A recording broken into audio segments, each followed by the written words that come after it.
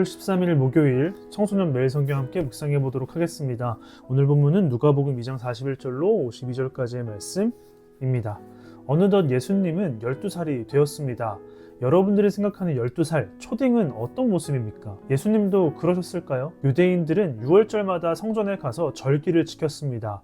이번에도 예수님은 가족들과 함께 성전으로 향하시죠. 그런데 그곳에서도 누군가를 만나시게 될 겁니다. 예수님의 가족은 절기가 끝나서 집으로 돌아갑니다. 그런데 예수가 보이지 않죠. 그래서 다시 성전으로 돌아갑니다. 3일 만에 예수를 발견을 합니다. 그때 예수님은 무엇을 하고 있었을까요? 우리가 잘 아는 것처럼 당시 율법 교사들과 함께 성전에서 율법에 대해서 이야기를 하셨는데 12살 초딩 예수가 분위기를 주도하고 있었습니다. 그리고 예수님의 대답이 놀라웠다고 하는데 초딩스러운 대답이어서 그런 것이 아니라 그동안 사람들이 몰랐던 온전한 하나님의 뜻을 이야기했을 겁니다. 이 모습을 본 요셉과 마리아는 예수에게 왜 이러고 있냐? 우리가 얼마나 찾았는지 모르냐? 왜 이렇게 속을 썩이냐? 라고 하면서 혼냈습니다. 그러자 예수는 잘못했어요 엄마 라고 하는 것이 아니라 왜 나를 찾아요? 내가 아버지의 집에 있다는 걸 모르세요?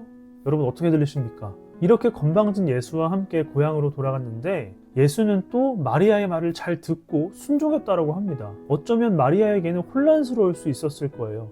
내 아들이 정신적으로 문제가 있나? 그러나 마리아는 이 모든 말과 행동, 상황을 마음에 간직했다라고 합니다. 왜 그랬을까요? 52절을 보면 알 수가 있습니다. 예수는 마리아의 아들이었지만 하나님의 아들이기도 했던 것입니다. 하나님의 뜻을 이루기 위한 하나님의 아들로서의 메시아로 온전한 인간인 마리아의 아들로서의 모습도 보여주고 있다는 것이죠. 오늘 본문을 통해서 알 수 있는 예수님은 우리의 모범 답안이 되시는 분이라는 겁니다. 우리는 하나님과 이웃에게 성실해야겠습니다. 여러분, 어떻게 보면 건방져 보이는 예수님의 12살 시절을 우리가 알 필요가 있을까요? 우리가 12살의 예수님을 통해 느낄 수 있는 것은 예수님은 자신이 마리아의 아들이지만 하나님의 아들로서 메시아임을 잊지 않고 있다는 것입니다. 마찬가지로 마리아도 자신의 아들 예수가 메시아라는 것도 알고 있었을 것입니다. 그래서 계속해서 주시하고 마음에 담아두었던 것이죠. 우리는 하나님과 사람 중에 누구의 눈에 더 잘 들어야 할까요? 우리 눈에 보이는 하나님이 붙여주신 이웃에게?